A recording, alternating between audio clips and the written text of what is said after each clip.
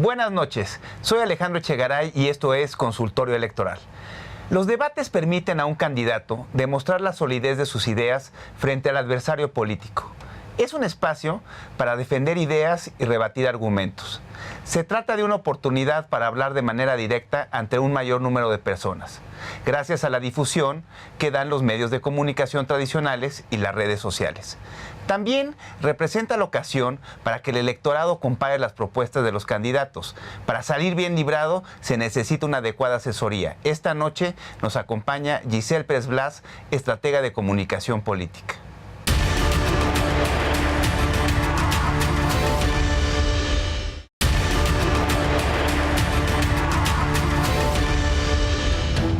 Hoy estamos con Giselle Pérez Blas, estratega y cabeza de Auguro. A ver, Giselle, métenos al War Room. ¿Qué es lo que sucede en los War Rooms?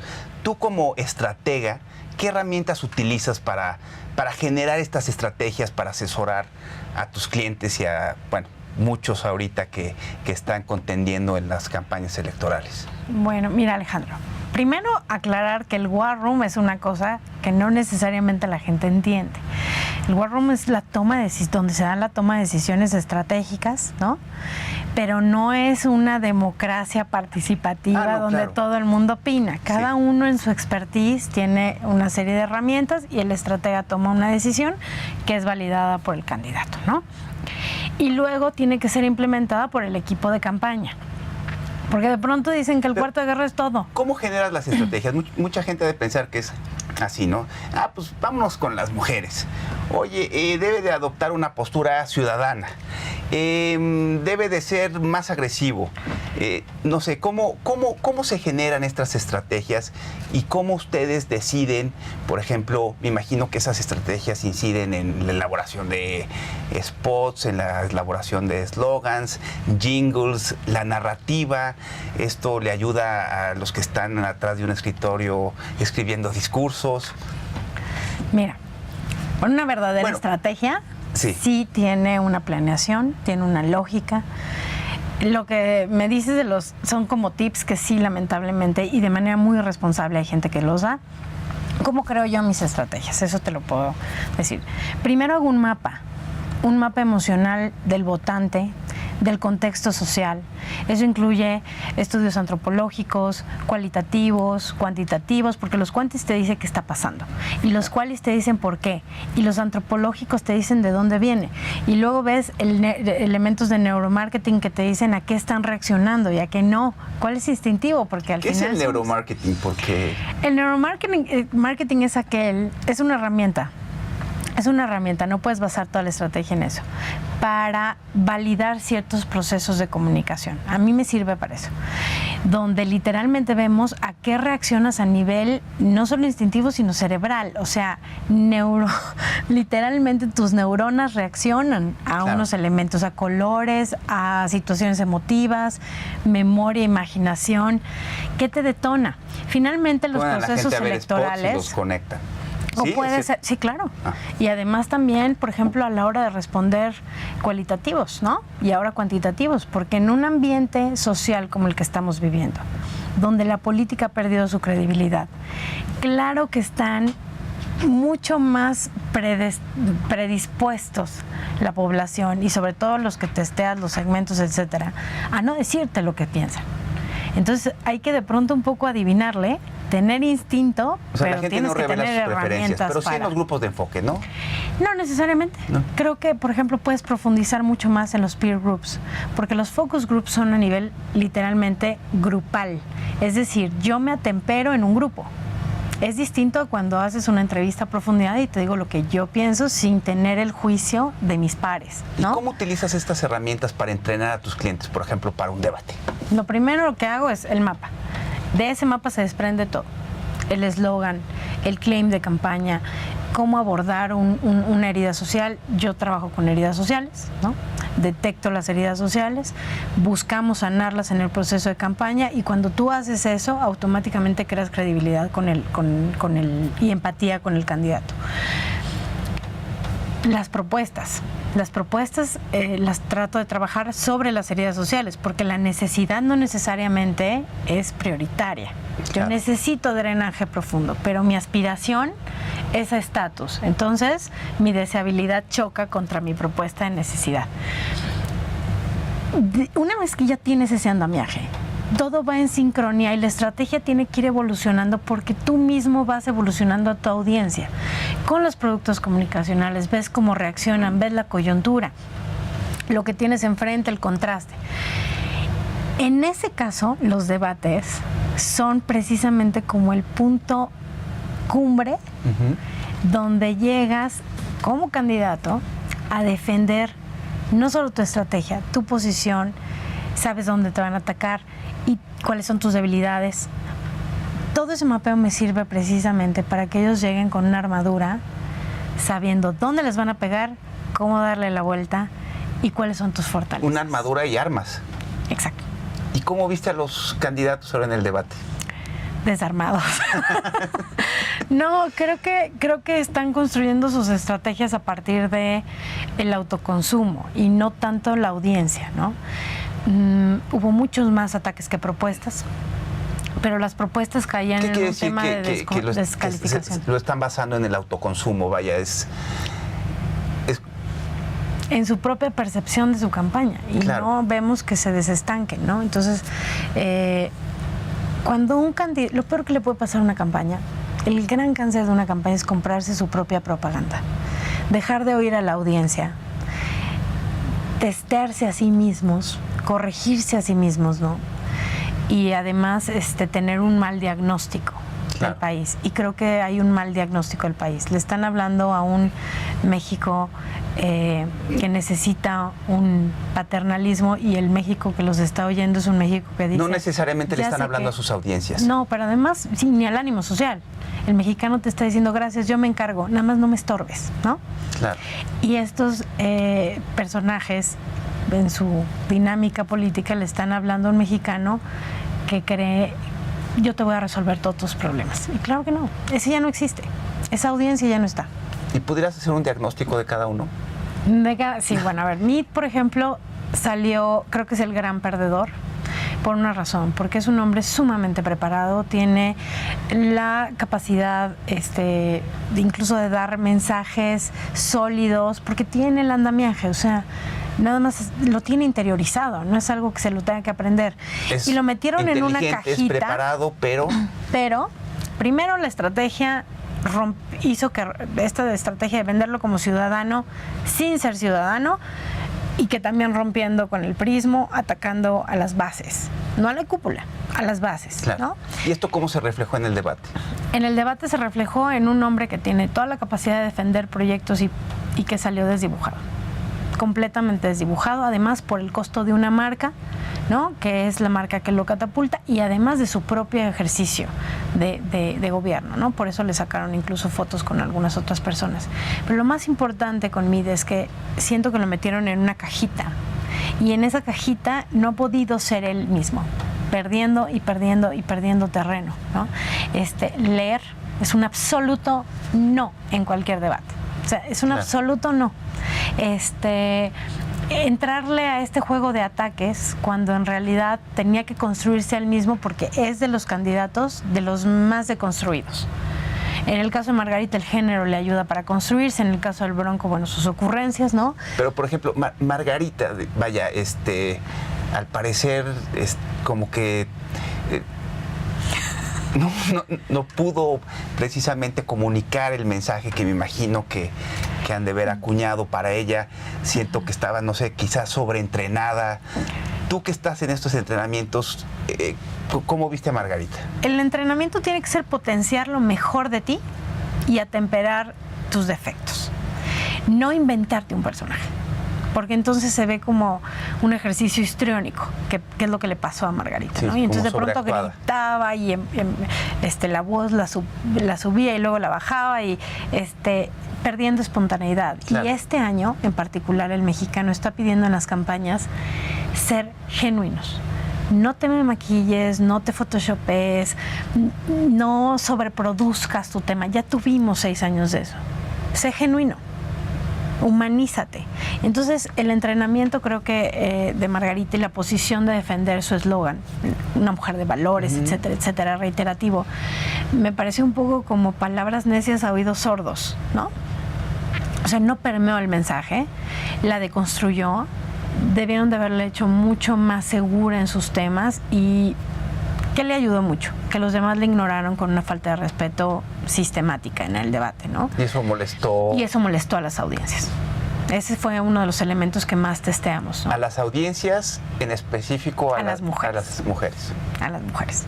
Porque igual y no sé si, la mujer no vota por una mujer nada más por el género. Tienes que ganarte el respeto y además la empatía. Pero lo que sí... Pero las mujeres sintieron que le faltaron al respeto. Porque la ignoraban por completo. Al ignorarla. Y una de las heridas sociales más impactantes que estamos teniendo en todas las regiones es eso. O sea, puedes estar de acuerdo o no conmigo, pero no me ignores. De acuerdo. ¿Y ¿no? Ricardo? En el caso de Ricardo, mira, Ricardo es un debatiente. Es un buen polemista. Sí, es un buen polemista, creo que defendió muy bien. ¿Qué me preocupó? Que cuando tú sacas datos en el ataque o en el contraste a otro candidato, tienes que tenerlos absolutamente probados. Si no, entonces nada más puedes insinuar el tema, sembrar la duda en la audiencia y dejarlo ahí. Pero cuando haces afirmaciones con numeralias tan duras como las hizo él, entonces tienen que estar absolutamente sustentados. El extraordinario dinámica que tuvo en el debate se deconstruyó precisamente con el contraste por esos números que estaban, no solo que salieron en Verificando MX, etcétera. Entonces, literalmente tu postdebate se diluyó. De acuerdo. Creo que fue el que dio los golpes más duros, ¿no? Y al mismo tiempo hubiera podido aprovechar el debate para quitarse de encima lo que ha traído arrastrando, que es el lavado de dinero, ¿no? Esas acusaciones. No evadirlas, porque al final, aunque toques el tema, si no lo aclaras, es evadirlo. En el caso de Andrés Manuel, él no iba a perder a la audiencia. Tenía el lugar más seguro del debate. Sabía que lo iban a atacar. La victimización le ha funcionado muy bien, porque de hecho eso es lo que lo tiene vacunado en contra de todo. En prensa se ha manejado que él es el gran perdedor del debate. ¿Tú qué opinas de esto? No creo. No. Él no perdió nada. Digo, no perdió porque sigue posicionado, al parecer, en las encuestas en primer lugar. Pero, vaya, no asestó golpes, que digo, no basa eso a los debates, pero tampoco se pudo defender, ¿no? Como que probablemente le faltó pericia. Pero es que no la necesitaba. Claro. O sea, él sabe, fíjate, así de sencillo, puedes nadar de muertito. Sabes que todos te van a atacar. Que cada ataque que tengas, que todos te van a atacar. Que todos van a mencionar tu nombre. Que cada ataque que tengas ya estás vacunado. Que tu audiencia no la vas a perder y que lo único que necesitas es tranquilizar a la otra. Andrés Manuel lo único que necesitaba en ese debate era mostrarles que es un hombre ecuánime, que no se deja provocar. Esa era su estrategia y la logró bien. ¿Y las ocurrencias del Bronco, por ejemplo? Como payaso funciona muy bien y en campaña seguramente le van a dar muchos contratos después. Como líder de un país que está tan herido, que se siente literalmente despojado, esa es la palabra clave en estas elecciones. El país se siente despojado. Las audiencias están empoderadas porque por primera vez tienen muy claro la responsabilidad de su voto. Si voté por alguien guapo, si voté por alguien simpático, si voté por alguien, ¿no? Lo que sucedió, el Bronco no ganó nada. Lo que ganó fueron muchos memes y eso no es ni poder político, ni territorio electoral, ni influencia mediática. Giselle, nos tenemos que ir a un corte. Regresamos para ver si estos memes se traducen en votos. Vamos a un corte y continuamos.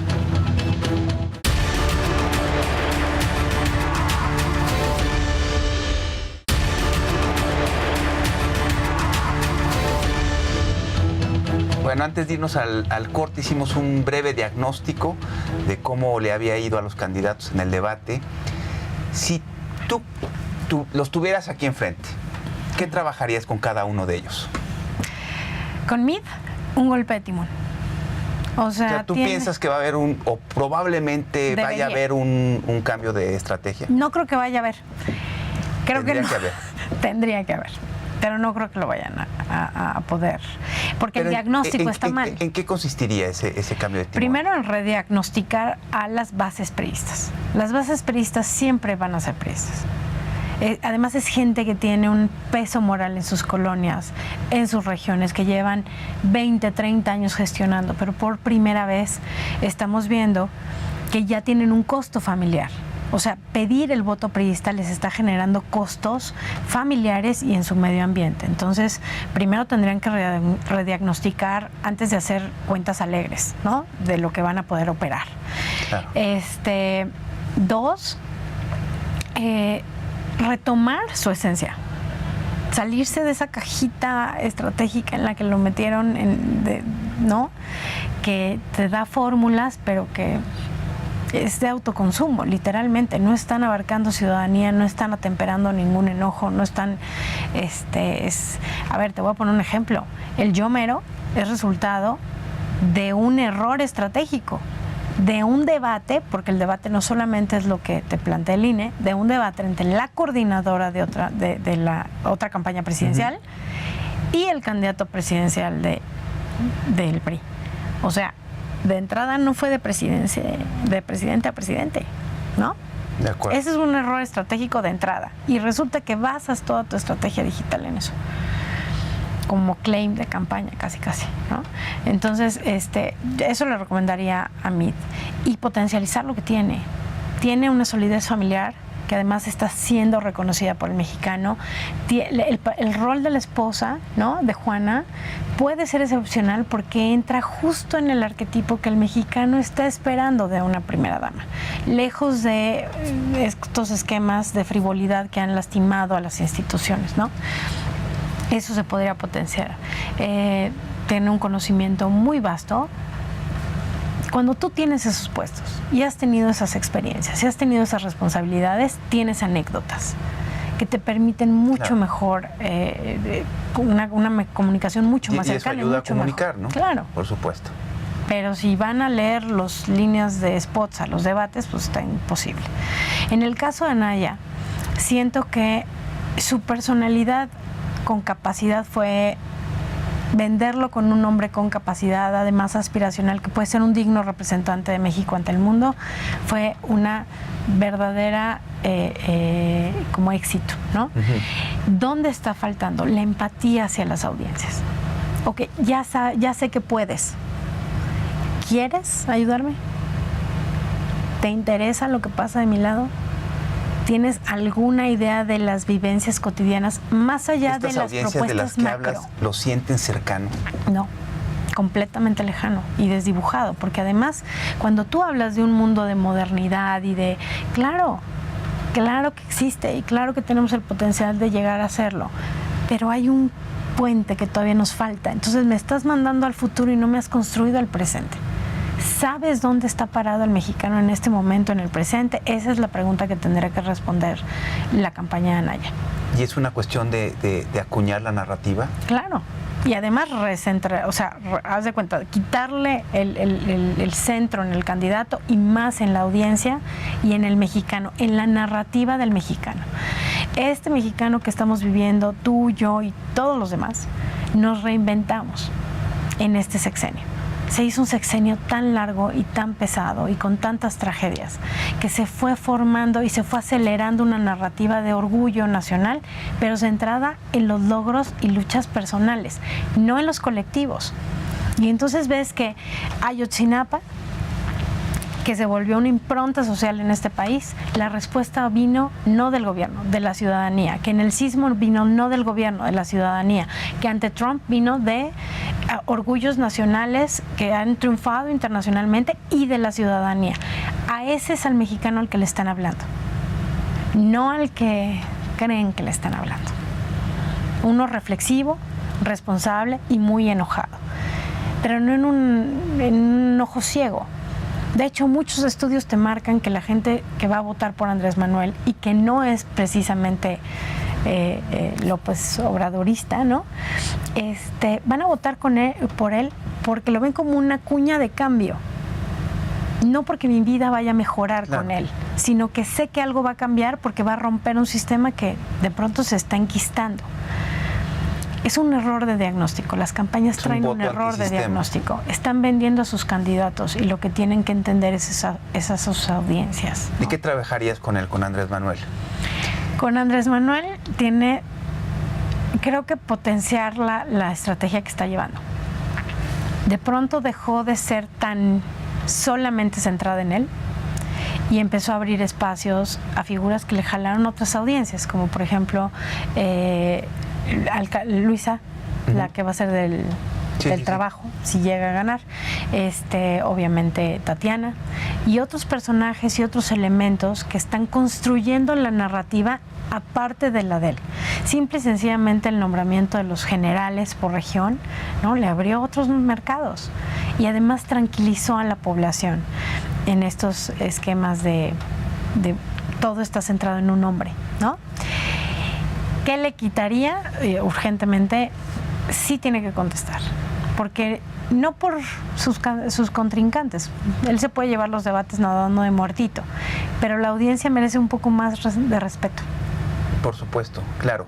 Y esto, bueno, sería una estrategia para el próximo debate, ¿no? Que aparte, pues va a haber ciudadanos al parecer en el foro, cambia un poquito el formato, pero en términos de su estrategia de campaña, ¿qué Andrés Manuel tiene una ventaja enorme. Es el único que conoce todos los territorios de este país, literalmente. O sea, todos los municipios los ha recorrido. Y eso le ganó un peso moral tremendo, ¿no? Desde el primer diagnóstico, que va a ser muy difícil que los demás alcancen. Entonces sí tienen que buscar como regiones icónicas y darle mucha más profundidad a sus mensajes, porque no van a alcanzarlo en ese territorio. Y eso te lo digo como estrategia electoral, no comunicacional. O sea, electoralmente, cuando tú tienes... ahorita hablamos de la estrategia de comunicación, pero en términos de estrategia electoral... Electoral territorial, el haber tenido un candidato presidencial en tu municipio, en tu colonia, en tu región, te gana un peso moral enorme y una cercanía que no te da la televisión ni la estrategia aérea. Entonces en eso tiene una ventaja considerable. Su desventaja probablemente sea su defensa jurídica y de fiscalización, que siempre ha tenido deficiencias históricamente. Dos, en el caso, por ejemplo, del Bronco, sí creo que debe de tener un ajuste de mayor responsabilidad de las cosas que dice. Puede ser un buen chiste, pero un buen chiste puede enrarecer todavía más el ambiente, ¿no? De acuerdo. Entonces hay que saber hasta dónde contar los chistes y las bromas. ¿Cómo los prepararías para el próximo? ¿Que va a estar Yuriria, va a estar Leo, va a haber ciudadanos? No, primero a Yuriria y a Leo les toca interesante, porque este debate los moderadores fueron de verdad muy duros y muy buenos. Muy buenos. Que creo que ahí fue una ganancia enorme para la audiencia. Y bueno, también el tema del formato, el formato que fue más... ¿no? Se está comentando que es el primer debate que tenemos en la historia de los debates en este país. Probablemente sea una exageración. Una exageración, pero te voy a decir una cosa, sí fue más libre. Y de entrada, lo que me gustó mucho, porque ese día... Pero va a ser muy diferente, o sea, todos los candidatos ya llegan, ¿no? Ya llegan curtidos. Ya llegan curtidos a un segundo debate. Pero además es otra etapa de campaña. ¿Cómo prepararías? Ya es otra etapa de campaña. Ya es otra etapa. Sí, claro. Ya estás en el proceso ya más duro y más álgido de una campaña. Claro. No, el formato creo que los va a ayudar mucho.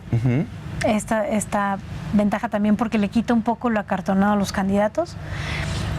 Sí tiene una deficiencia, que tienen que presentar algo nuevo porque se levantó la expectativa. O sea, el cambio de formato, las preguntas duras levantaron la expectativa. Entonces tienen que ser mucho más sólidos en su entrenamiento. Y la otra es humanizarse más en el proceso, para no llegar con estas cargas enormes de sus marcas políticas, ¿no? Y también hay un cambio de expectativas políticas, ¿no? Ya se está hablando de una alianza, se está hablando de un... Pero además ya van a tener cargas locales. Tucamblo. ¿Cómo influye esto? ¿Cómo influye esto en la estrategia de las campañas? Pues le dieron la validación a su argumentación. O sea, tanto ataque, sí le dieron una validación, ¿no? Creo que en el siguiente debate van a tener que tocar dos temas muy importantes. Primero es el fantasma del fraude, ¿no?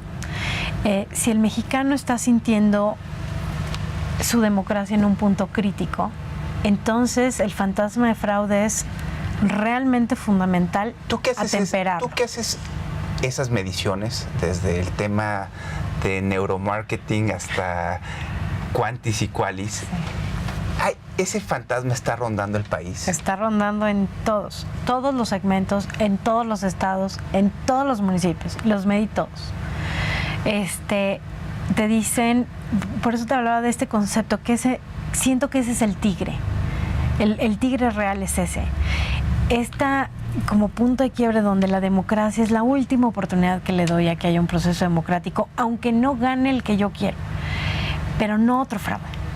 Incluso me acuerdo de una verbalización de no aguanta otro fraude el país. Y eso, en un tema de narrativa de campaña, sí te hace un problema, porque en teoría el que tendría que ganar en ese escenario sería AMLO. Sí, y realmente es muy difícil que ocurra, ¿no? Por cómo se organizan las elecciones, los ciudadanos son los que hacen la elección, etcétera. Pero ¿por qué crees que eso está tan acendrado en la psique del mexicano? Digo, por la historia y por tantos años, pero... La burra no era arisca. Claro, pero ¿crees que ha habido digo, tú hablas de esta primera etapa de la democracia, ¿no? Y ¿crees que ha habido un desmembramiento institucional? Sí, yo creo que la invencibilidad... ¿Y a esto se debe este fantasma que recorre el país del que tú hablas de fraude? Yo creo que es una deficiencia de nuestro sistema político. Hemos priorizado la invencibilidad electoral sobre la credibilidad política, ¿no? Y eso tiene no su origen ahorita, sino de muchos años. Además, el fraude electoral siempre está constante, de todas las maneras posibles, desde el manejo mediático, ¿no? Digo, realmente es muy difícil que ocurra por el INE, lo que cuestan las elecciones, la credencial, las listas nominales. No. Digo, los ciudadanos son los que organizan, todos los partidos tienen representantes en las casillas. Hay 370 técnicas para reventar una casilla. Te invito a que vengas en un programa futuro, a ver si la próxima semana... Que no se debe de hacer. Pero... a que nos platiques sobre estas estrategias y estas técnicas. Giselle, muchísimas gracias por estar el día de hoy. Y déjame decirte una cosa, si el ciudadano vota, si realmente salen, entonces sí es imposible hacer fraude. Claro, ¿no? Giselle, muchísimas gracias. Encantada. Gracias por estar el día de hoy. Gracias por invitarme. Gracias por acompañarnos, nos vemos mañana. Muy buenas noches.